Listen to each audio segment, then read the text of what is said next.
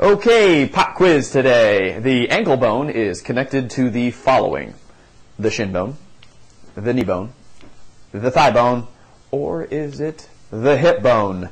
Survey says yes, pretty much all of them it's actually connected to, because particularly with sports, you got to remember nothing is really individual from one another.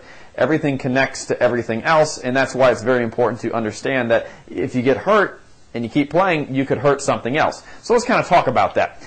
If you were to go out and sprain your ankle, obviously it hurts, ouch, ouch, ouch, but then you got to think to yourself, the ankle bone's connected to the shin bone, and that goes up to the knee bone.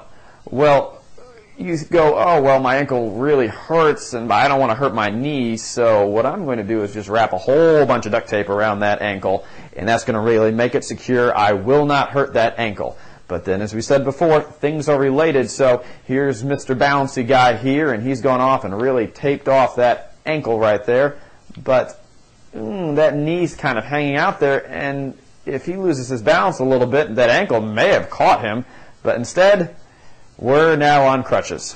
All right, and that's not something that you want. But let's use another analogy, because we'll know the ankle thing. Well, let's talk about baseball. If you were to say hurt one of your back muscles, any of these oblique ones around here, well, here's a statistic for you. When you throw a ball, about 70% of the power comes from about here down, just the lower body and your ability to rotate, and the other 30% comes from your arm. Well, a lot of people think, oh, if I just throw harder, that's how I'll throw faster. Well, actually, a majority of it comes from down here. So when you think about your back, you think it's a really good structure for the shoulder. It's holding everything up, and if you don't have that to hold everything up, if you go ahead and you think to yourself, well, even though my back's hurt over here, I'm just really going to give an extra effort out of my shoulder. But remember, you do not have the support system, and what ends up happening is a calculation that doesn't make sense. So you lose something from your support system, and then you try to force it through by just throwing harder. And in the end, that is really just gambling, because you could end up hurting your rotator cuff, labrum, and that was just because the back was hurt. But in the end, you could end up in rehabilitation or having a serious injury in your shoulder or your elbow because of something that happens to your back.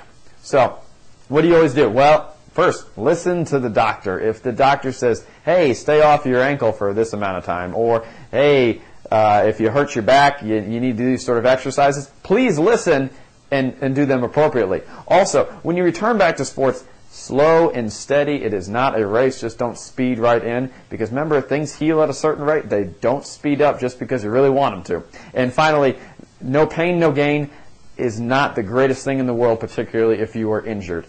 If things hurt, there's a reason. It's your body telling you, please slow down. So moms and dads, if you see your son or daughter really pushing hard to get out there, to get back in the field, and they're hurting all the time, they've got to slow down, because healing is the name of the game. So, again, play smart, check out the blog, and I hope you learned something.